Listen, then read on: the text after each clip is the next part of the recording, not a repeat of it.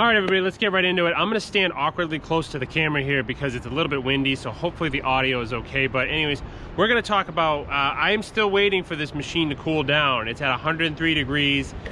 Bruce at the stove shop in Somersworth, in the next county over, he said, make sure to get the water below 90 before you drain it. This wind is unbearable. Hopefully you guys can hear me. I might have to literally reshoot this video again, but anyways, let's talk about, actually, you know what? We're gonna go in the shed where there's no wind.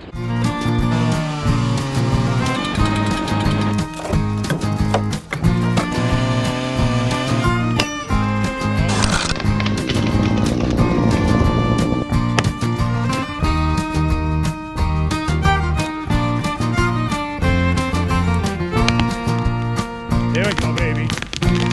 Come on.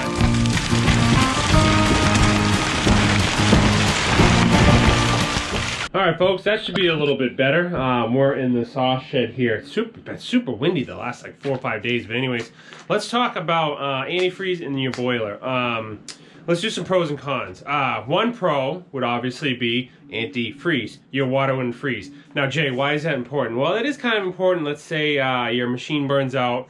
Usually by code, these machines have a backup. Like our outdoor boiler has an oil backup. So if that burns out, our oil will kick on, keep everything from freezing XYZ. But let's say you had a double failure where maybe you were gone on the weekend, your wood burned out and your oil didn't kick on, or your propane didn't kick on. 400 gallons of water, if that freezes, that'll expand. That could probably cause some damage. Same thing with the pipes and whatnot. But that water in itself would take a while to freeze as it is. So that would be pro number one, is you don't have to worry about your water freezing. That's what I would take out of it. That's probably the only pro I can think of. Actually, you know what? A second thing that I would say is a pro for running antifreeze would be machine runtime. You wouldn't have to, let's say you ran the machine normally for 6 months because 6 months out of the year, it's below freezing. Well, if you had antifreeze in your machine, you could probably run your machine 4 months out of the year. You know, that first month and that last month where it's like 32, 33 degrees at night, but it's like 60 during the day and you're just pretty much burning wood at night only. That would be a second pro. So those are the first two pros. Obviously not having your water freeze, and second of all would be, you can cut down on runtime on your boiler. All right, now let's get into the cons. The cons of running a glycol antifreeze in your outdoor wood boiler is, number one would be how much how much actual glycol you actually need. So Central Boiler, I think, recommends at a minimum a 30% mix in order to get to prevent the water from freezing. Now, these machines are 400 gallons, so 1/3 of 400 is what, 133? I don't know, 263, yeah. I would say you need 130 something gallons for this particular model. Some models have less water, but you would need 130 gallons of glycol. Now, let's think about that. Are you gonna buy 133 individual gallon jugs? Probably not. Most likely you're gonna have to buy maybe a 30 gallon barrel, 55 gallon barrel. Then you gotta deal with trying to move that around and freight and delivery. I don't know about you, but I don't really want to move around 130 something gallons of glycol. That's just my opinion. Second thing, building on that would be cost. From what I've seen, and there's some wholesale places online, but you got to be careful, you know, where you get your stuff from. But I've seen the glycol anywhere from $8 to $10 a gallon. Now, again, let's use 10 because that's an easier number. 10 gallons. Let's say you ran a 50-50 mixture, right? So 200 gallons. So $10 a gallon times 200, that's $2,000 more you have to spend on your outdoor boiler. And then obviously these machines are expensive up front. So again, another thing to consider. I've considered it because we're going to be draining our water in the next video. I thought, okay, maybe should I take this opportunity to switch over to a glycol? And I'll get to my opinion at the end, but that is the second con, is that now you need to spend another $2,000 on, you need to spend another $2,000 on antifreeze money on your boiler. So again, let's say you bought your unit for 8, now you're in it for 10. Now I made a little sticky note here, so that's why I'm looking away.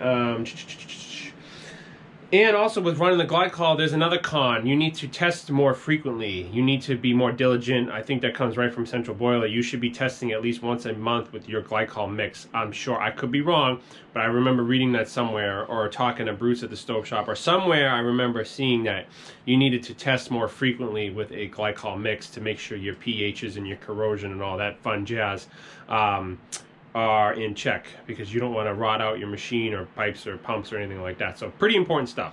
All right, so the next thing that I think is a con is if you were to take a gallon of water and a gallon of glycol, it takes more energy to heat that glycol versus the water. And the transfer of energy, you get better transfer of energy from the water than the glycol, if that makes sense. Glycol takes more energy to heat, and it has less of a transferring through like a heat exchanger, plate style, or however you have your machine set up. So again, pros and cons. We're gonna wrap up at the end, but just bear with me here. So that's another con.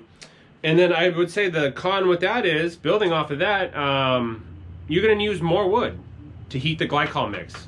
You have an extra 200, or you have 200 gallons of water, 200 gallons of glycol. You're going to use more wood to heat up that glycol because, again, like I said, it takes more energy to heat up a gallon of glycol than it does pure water. So that's another thing to consider. So from these, I've already thought about, I thought about all this before, so I honestly think the cons outweigh the pros, truthfully, if you ask me, but we're going to wrap up in a second. All right, so to wrap up, am I going to run a glycol mix in my outdoor boiler? The answer is no. You want to know why? Because I'm home during the winters. I only work like 10 minutes away from my house. We don't really travel too far, and if we do travel, I have plenty of family members that could tend to the boiler while we were gone. So if you have a house, maybe a property that you're not there all winter time, a boiler is probably not for you then, because boilers, that's, again, one of the cons is you're kind of married to it while you run it. And again, it's like anything, there's pros and cons. I made a pro and con video on outdoor boilers, I think last year, so I won't repeat what I've already said. I'll put a link there if I remember. I'll put a link above. But I'm not going to run a glycol mix. I'm just going to run straight water with the new moly corrosion inhibitor from Central Boiler. But those are the pros and cons. Real quick, just to recap, maybe if you've skipped through the video, just to recap, your pros are it won't freeze and you can do less run time on your machine because you can start it later and shut it down earlier while the weather's somewhat cold. And then the cons are you need a ton of it. You need, call it 200 gallons. So you have shipping costs. You know, are you going to get 5-gallon jugs, 55-gallon barrels, 1-gallon jugs? The next thing would be costs, like $10 a gallon. So 200 gallons times 10, like I said earlier, is 2,000 gallons. You have to test the water more frequently. It's less heat transfer, and it takes more wood to heat it up. So when you look at the benefits of it, what I would do is I would take that $2,000 and invest in some equipment. Invest in a good wood splitter. Invest in chainsaw. Invest in, hell, you could buy 3 grapple loads in New Hampshire for $2,000. Grapple load is anywhere from 8 to 10 cords. So technically you can get 30 cords of wood for $2,000. Now 30 cords of wood, let's say you use a cord a month, that's 30 months worth of wood there for that cost. So again, you're talking probably 10 seasons worth of, you know, let's say you burn a cord the first month. I don't know, I'm just throwing numbers out there.